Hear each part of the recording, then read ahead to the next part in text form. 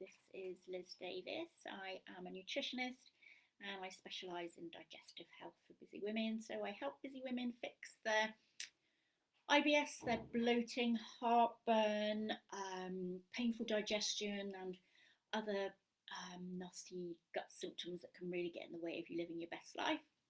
And I do this with state of the art gut testing and lifestyle upgrades, dietary upgrades, etc., to really help to bring things back into balance nicely for you and get you living life as you should do. So I shall pop a couple of other free bits and pieces in the comments, so do download those if you think you would find them useful. There's some recipes and a free masterclass, and then of course do book a call with me as well if you want to discuss any aspect of your digestive health further. And do like and share to get the word out to other people who may find this useful too. So first of all then, I was going to do a quick rundown about the gut-brain axis and how your psychological state does tend to impact your digestive health, and how in turn your digestive health has the same impact on your mood as well.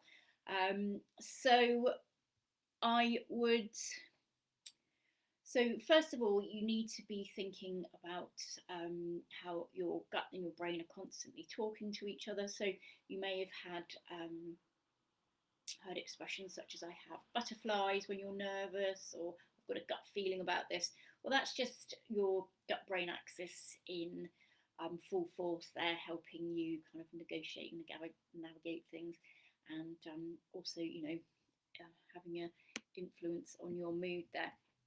So also what scientists are discovering as well is that your actual microbiome itself is having a big impact. So that's the balance of good and bad bacteria has a real big impact on your mood as well. So the enteric nervous system is the nervous system that lives in, or sort of resides in your gut, and it's separate from your main nervous system.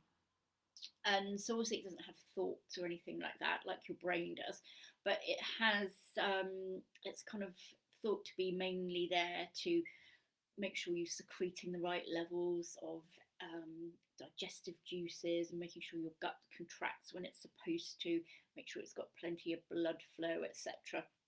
So that mainly is why it's there. But the thing to remember is that it's constantly communicating with your brain via a nerve called the vagus nerve. So there's constant signals going backwards and forwards. So one definitely impacts the other. So the other thing to bear in mind, as I say, is your microbiome. So your microbiome, your bacterial balance, have been shown to be huge influences on our moods. So a really good example is serotonin. Now, serotonin is the neurotransmitter in your brain. You've probably heard of it, that makes you feel good. But actually a large proportion of, well, most of your serotonin really is produced in your gut.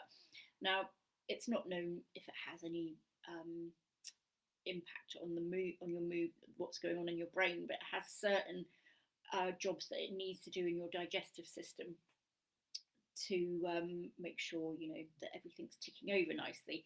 So, but where a lot of it is produced by your gut bacteria, there's a big influence there, certainly. There's other neurotransmitters as well. So the chemicals that slosh around in your brain also have jobs to do with your digestive system as well. So there's an interesting link that's coming about there. Your gut bacteria will also make short chain fatty acids, which are really critical for your gut health as well. So they will also help to do things like reduce feelings of hunger, etc. So really, really important jobs that they do.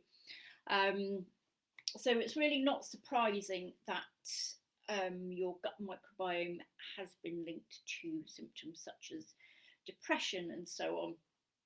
And there's a big link, as you probably know if you're an IBS sufferer, there's a big link between depression, mood, anxiety, etc., and IBS symptoms. So it's going to be really important to support your microbiome from that perspective alone, just to kind of boost your mood and help you feel more relaxed, etc. So a lot of people find that when their gut health improves, then their mental well-being really improves then as well. So it's really good to support both at the same time. So how then to keep your microbiome healthy, and therefore your so your mood and your brain health healthy as well. So typically you want to be avoiding processed foods as far as you can. Try and get as many plant-based foods going on as possible, lots of different colours, and avoid ultra-processed foods, added sugars, artificial sweeteners and things like that. Really keep those foods to a minimum. Secondly, probiotic foods are a fabulous addition to your diet as well. So natural yogurt, kefir, kimchi, that kind of thing, fabulous for your gut, therefore fabulous for your mood. And there's certain strains of probiotics that are particularly good for your mood, and you can buy those as well in supplement forms, which can be very useful. One caveat though before you do that, if you've got ongoing gut symptoms, you don't know what's causing it, you could have a situation called SIBO, which is small intestinal bacterial overgrowth. That can cause diarrhea, bloating, a lot of digestive pain, etc.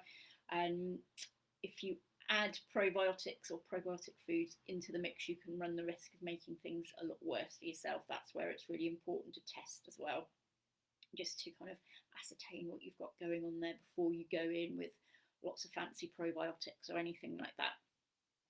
Next one you could do is avoid gluten. A lot of people are very sensitive to gluten, not necessarily that they're celiac, in which case you'd have to avoid gluten altogether, but if you have non-celiac gluten sensitivity, or you just kind of eat too much gluten, that can really have a negative impact on your mood as well. So some people find if they take out gluten, then their mood improves somewhat. So that's another plus there. The next one, plenty of healthy fats. You want lots of those going on. Don't avoid fat thinking that fat is going to make you fat. Fat doesn't. Obviously it will if you eat too much, but you need healthy fats in your diet. You need lots of seeds, nuts, avocados, oily fish, etc. Really super for you to not only keep your gut health ticking over, but your so many other actions in the body as well, including your psychological well-being. Next, I would definitely be eating plenty of B vitamin rich food, so lots of nice green leafy vegetables, nuts, seeds, beans, lentils, etc. Really great, packed with B vitamins, which your body needs to create its feel-good neurotransmitters, so you need plenty of those going on.